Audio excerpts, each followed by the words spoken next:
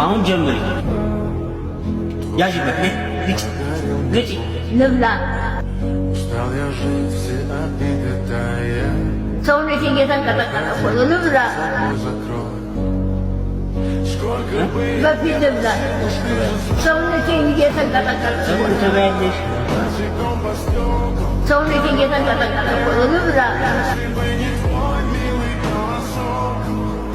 ሰውነቴ እየተንቀጠቀጠ መጀመሪያ ልብላ ሰውነቴ እየተንቀጠቀጠ ነው እያለችው ነው አያት። ይሄ ልጅ በጣም ቫይራል መውጣት አለበት። ፊቱ በደንብ የሚያሳየው ቪዲዮ አልደረሰኝም። እኔ የተቀነባበረው ከሚያሳዝኑ ምስሎች ጋር የተቀነባበረው ቪዲዮ ነው የደረሰኝ።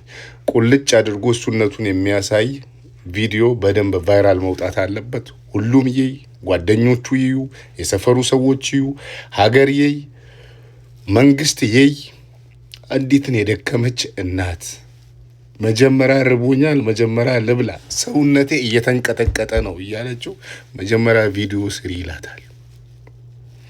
እሱ ቫይራል ለመውጣት ለዚህ ነው እኔ ቲክቶክ መንደር አስጠልቶኝ የተውኩት። በዚህ ምክንያት ነው። ሰዎች ትኩረት ለማግኘት፣ ሰዎች ቫይራል ለመውጣት፣ ሰዎች አላማቸውን ለማሳካት መደረግ የሌለባቸውን አስቀያሚ ድርጊቶች ከባህላችን ከወጋችን ያፈነገጡ ድርጊቶችን ሲያደርጉ አያለሁ። አያት ሽማግሌ የደከመች ርቦኛል፣ ሰውነቴ እየተንቀጠቀጠ ነው፣ መጀመሪያ ልብላ ብላ እየለመነችው ትበያለሽ መጅስ ቪዲዮ ስሪ ይላታል። ስለዚህ አገርየው የዚህ ሰው ሌላ ቪዲዮ ትክክለኛ ምስሉን በደንብ የሚያሳይ ሌላ ቪዲዮ ያላችሁ ሰዎች ቫይራል አውጡት። እንደዚህ አይነት ብልግናን የሚታገስ ትውልድ መኖር የለበትም። በጣም ነው ያዘንኩት። በጣም በህይወት ላሌሉ አያቶቻችን ምን አለ ለአንድ ጊዜ እንኳን በህይወት ኖረው በካደምናቸው እያልን በጸጸት እየተሰቃየን ባለንበት ሰዓት፣ በዚህ ሰዓት በህይወት ያለች አያቱን ርቦኛል፣ ሰውነቴ እየተንቀጠቀጠ ነው፣ መጀመሪያ ልብላ እያለችው ጨከኑባት።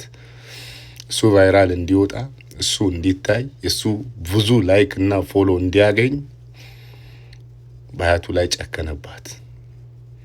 ጎበዝ ፕሊዝ ይህንን መልእክቴን የምታዳምጡ በአጠቃላይ በፌስቡክም በቲክቶክም ያላችሁ የዚህን ሰው ትክክለኛ ምስል ከዚህ ድርጊቱ ጋር እያቀናበራችሁ አደባባይ አስጡት። ቫይራል ይውጣ። ቫይራል የሚወጣው ይህንን ቆሻሻነቱን ጓደኞቹም ሰፈሩም ዘመድ አዝማዱም ሰምቶ ኑሮን እንዲጠላ መደረግ አለበት።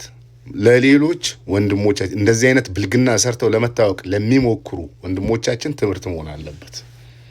ኧረ እንደዚህ አንጨካከን ጎበዝ።